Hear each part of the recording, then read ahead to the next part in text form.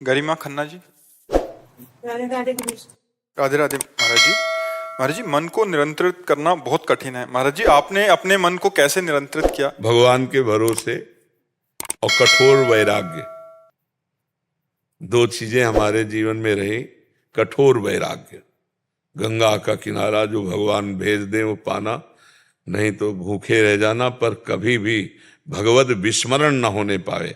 हर minute, हर second, हर ऋतु का कष्ट सहते हुए, गर्मी, बरसात, सर्दी, भूख, प्यास, गाली, मार पीट सब सहते हुए भगवान के मार्ग में लक्ष्य था, मुझे भगवत प्राप्ति करनी है, बस मुझे भगवत प्राप्ति करनी है। तो उससे जब लक्ष्य होता है तो फिर सब कुछ सहा जाता है। और सह गया सो साधु, सह जाए सो साधु। साधु की सबसे बड़ी पहचान सहनशीलता। कितना सह सकता है गर्मी, सर्दी, बरसात, भूख, प्यास, ये सब। और पूरा जीवन, अब आज 55 या 60 के बीच में जो भी हो, बचपन से निकले और 55 में होंगे। अब इतनी बड़ी जीवन यात्रा पूरी कष्टप्रद रही, और अब तो और कष्टप्रद हो गई। दोनों किडनी फेल हो गई है, तो डायलिसिस चलता रहता है, और भी कई तरह के कष्ट इसके कारण हैं। जिसे आप पानी नहीं पी सकते, आप सब्जियां नहीं पा सकते, बहुत तरह के कष्ट इसमें ब्रेक है। किडनी खराब होने पर बहुत, तो भगवान का भरोसा और भगवत प्राप्ति की लालसा, इन दो बातों ने संसार में हमें विजय दिला दी। जो मन को वश में करना बहुत कठिन है, वो स्वाभाविक, क्योंकि गंगा के किनारे मन को दौड़ाने के लिए स्थान नहीं, और लक्ष्य भगवत प्राप्ति, तो निरंतर भजन में लगे रहना, तो चांस ही नहीं मिला। कभी ऐसा चांस नहीं मिला जीवन में, मतलब वृंदावन के सिवा, कि हमने कभी गरम गरम भरपेट रोटी पाई हो पूरे जीवन में, कि ऐसे कोई बनाता जा रहा, हम ऐसे पाते नहीं। जो प्रारब्धवशात कभी दो परेठा, कभी कुछ ऐसे, कभी कोई गुड़ ही दे दिया, तो ऐसे पार होता रहा है। यहाँ अब सुविधा मिली है। अब चूंकि भगवान अगर सुविधा ना देते तो बड़ी दुर्दशा हो जाती, कहाँ से डायलिसिस होता। तो भगवान कृपा किए तो यहाँ सुविधा मिली पूरे जीवन में अब आकर, क्योंकि अगर अब सुविधा ना मिलती तो बड़ी दुर्दशा हो जाती।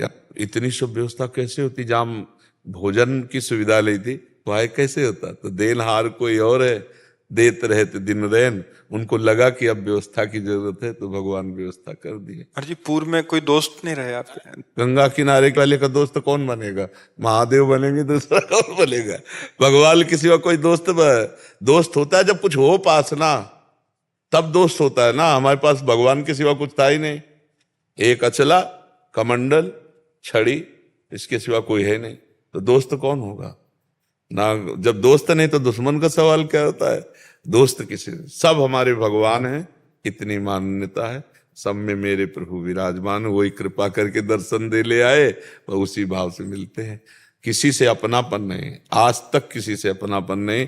हमारी श्री जी हैं, जो मंत्र दिया वही फोन नंबर है, श्री जी से बात करो। श्री जी हमारी है, लाडली जो हमारी है, दूसरा कोई नहीं।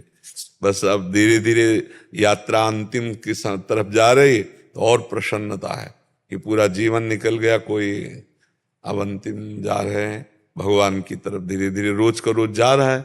अब किडनी डायलिसिस हो रहा है तो कोई दवा तो नहीं है ना, वो तो केवल अंदर की जो पोटेशियम है, क्रिएटिनिन है, इन्हीं को निकलता है। तो वो तो फेल ही है ना। अब वो कितने दिन चलेगी फेल? और अभी जब तक सेवा होगी तब तक चलाते रहेंगे। उन्हीं का खेल है, उन्हीं के बल से चलता है। तो भगवान का आश्रय और लक्ष्य भगवत प्राप्ति, इसने हमारे मन को बांधे रखा, अन्यथा बहुत कठिन था, बहुत कठिन था। जहां हमें कष्ट मिलता वहीं भगवान किसी न किसी रूप में हमको सहयोग देते और समझाते, टूटना नहीं है, आगे बढ़ो, आगे बढ़ो। तो भगवान की कृपा बल से लक्ष्य भगवत प्राप्ति, उसी से सब भगवान कृपा करके फिर कोई न कोई संत महात्मा ऐसे मिलते जो हमसे ज्यादा बैरागी। तब लगता है यार, हम तो जवान होकर ऐसे, ये तो वृद्ध होकर ऐसा कष्ट सह रहे, फिर और वैराग्य पुष्ट होता। बहुत कृपा रही, बहुत कृपा। इसीलिए कह रहे हैं आपके समय में मोबाइल जो है ये साधुता के लिए बहुत जहर है, बहुत जहर है। कोई बिरला ही इस जहर से निकल पावे, नहीं तो यही गिरा देता है, यही गिरा देता है। गंदी बातें सब उसमें है, जहां मन गंदा हुआ सर्च किए बस गए। जो देखा जाता है, जो सुना जाता है, जो बोला जाता है वही मनन होता है, जो मनन होता है वही परिणाम होता है। इसलिए